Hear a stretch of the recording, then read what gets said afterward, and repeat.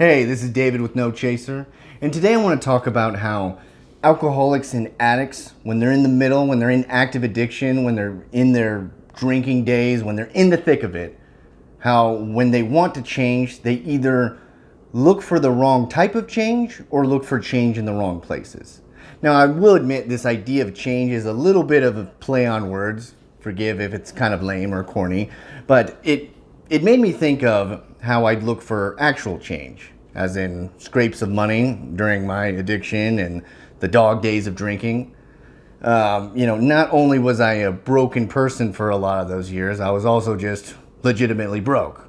I remember for the drug days, money was a bigger issue because it was a lot more expensive than alcohol. That would just be a small part of my career of addiction, you could say. Most of it was drinking. And even though drinking was cheaper, the life of an alcoholic, or at least my type of drinking, constantly I was at odds with money needed for basic necessities. And by basic necessities, I mean alcohol and then everything else. Even rent, everything came under at least getting alcohol. So not only that, but drinking leads to job insecurity and irresponsible spending and all that stuff. So there was many times money was a problem. And it would literally come down to getting change to buy my booze. I cannot tell you how many embarrassing little ventures I was in when I would pay for, I thought it was embarrassing at once because I had paid for a pint of vodka with quarters.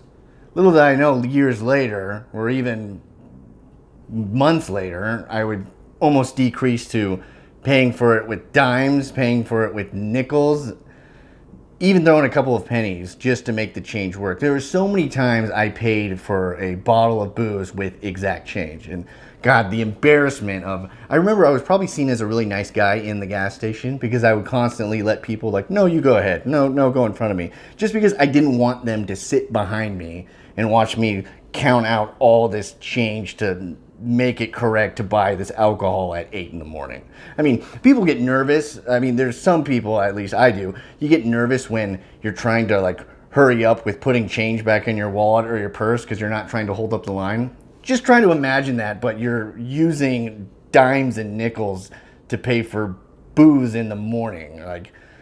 The levels I would go to were terrible. And, I want to be candid about my experience. There was a lot of things that were not only embarrassing, but truly shameful. I remember I would scrape for change anywhere I could. And because it was just change, I didn't think of it as huge of a deal if I just scraped some from a friend's place or from my girlfriend or from even my family, because it was just change, literally chump change, right? And God, I remember there was a time I remember I offered to help clean a friend's place because I knew before that he had it was a mess, but he always had change and money kind of all over his place. And I knew that as I was helping him cleaning it, I could pick up a lot of those change. That's truly this awful lengths I went to. I remember there was times where I was so embarrassed of paying with change that I would try to go to the bank to make it into not embarrassing money, at least paper money. And there was one time where I had this big amount of change I had found at a family member's place, and I just took it, and it was old, and I gave it to the bank person to put in their little machine and to make it paper money. And he was just looking at it, and there was a sunflower seed in there, and one of them was a arcade token, and another was just one of those small batteries that look like a nickel, and it was some of the change was stuck together, and he was just looking through it, and he's just sir, we can't put this in the machine. This is literally, your money is too gross and dirty for us to actually use this. And he probably thought I was going to just walk out of there aw shucks. I needed my booze. So I literally went to the bathroom in the Wells Fargo. Luckily there was 2 sinks. And in one of the sinks, I honestly put money in the sink, was washing it off, had a paper towel next to me as I was then letting it dry. It was the most literal and embarrassing form of money laundering ever. I remember there was a guy who actually walked into and he saw me like what I was doing, and he just kind of looked, and I was like, dude, I don't know. This is my life, dude. Just please don't watch this. Don't be a bystander to this human car crash. But, so I mean, that's what I would go to. One other thing, there was at a lot of like Walmarts or places, they'd have like a coin star. So you could put change in there to make it, again, not embarrassing money.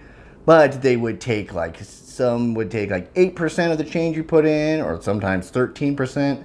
And I remember I used to call that a pride tax.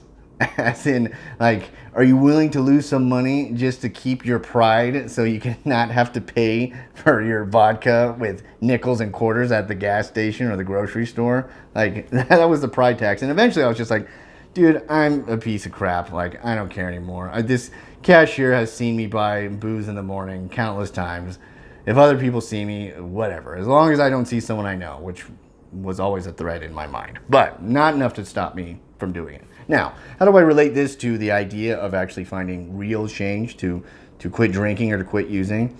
Well, the reason I like to bring that up is it shows the depths and the, I don't know, ingenuity, so to speak, or creativity that I would go to get my fix, to get my drink. I know a lot of people, addicts and alcoholics, can totally relate to this, like the crazy ways, not only just the lengths we'd go to, but just all the thought and time you would put into it to be able to get money. And I just thought, if I would just apply that amount of dedication and consideration into, instead of finding change, but actually making a change in my life, getting into recovery would be so much easier. I would have a much better chance at being able to stay sober. That's what's so interesting, is that there was a lot of times where I would totally humiliate myself, like I said, buying vodka with nickels in a crowded gas station at 7 in the morning when people are getting ready to go to work. I would totally humiliate myself then, but I would still be too prideful to call and ask for help with people in the program who gave me numbers that if you ever need like help, or you're just really in the, you're not well. I was willing to do that horribly embarrassing thing numerous times, but I wasn't able to reach out. Like, it's quite the contrast of the difference between being humiliated and having humility. They may sound close to the same type of word, but they're totally separate, especially when you talk about in, alcoholism, addiction, and then in recovery. And I just always thought of like, what was I willing to do to change? And so here I get to the part about the looking for change, so to speak, in the wrong places or the wrong type of change. So a lot of that I again, this is coming from me doing this and failing so many times, where I really just thought and mainly hoped that I could change my circumstances and change the amount of misery in my life by basically everything else besides actually changing drinking. Like, I just thought, if I was like applying for other jobs and like, if I get a better job, like if I'm just in a better place, I can cut down on this drinking. I won't be so depressed and hopeless, which, encourages the frequency and amount of my drinking. If I fix that thing, and I'm doing something I love, or a job I care about, or it pays well, I have some sort of security, that will take care of that. Or, a lot of my stress is coming from my relationship. Maybe if I can fix that, maybe if I can get along better with my significant other, that will help me, kind of either curb the drinking or maybe stop. As the years went on and the drinking got worse, and I was much more dependent on it, I was just hoping that I could change other things in my life that would at least lessen it. Like, I was almost like giving up hope on completely stopping drinking at all. But I was thinking that if I changed these little factors, like maybe I started working out, or I started getting engaged in some hobbies, or being around people, maybe just improving the quality of my life, that will help me stop drinking as much, at least. Like, again, it on the outset, it's so crazy. It's like literally trying to do everything you can, trying to change everything you can except for the one thing you need to change. Because those other things, those other types of changes, and people, of course, you've heard in any sort of scenario, change is hard. People are afraid of change a lot of the times. And the thing is that I believed I was willing to make sort of like fundamental change, like change what I was doing for a living, or change where I was living, change my environment, change my surroundings, change what people I was with, all that type of stuff. I was willing to do that stuff, but not be sober, or not go into recovery, or not get help, because that change was the biggest, because that was the change inside here. I mean, those other changes I thought would be big in my life, and in some sense they would be, but it was not as big as the one that I actually needed to make, which was my behaviors, my thoughts, the way I was just living, not even externally, but living on the inside, the self-pity and selfishness and the habits and the guilt and the cycle of shame and all that type of stuff. I was not willing to do that. Like I said, if only I was just as willing as I was to actually get actual change to pay for my alcohol, to actually change my life, I may have gotten sober a lot more early.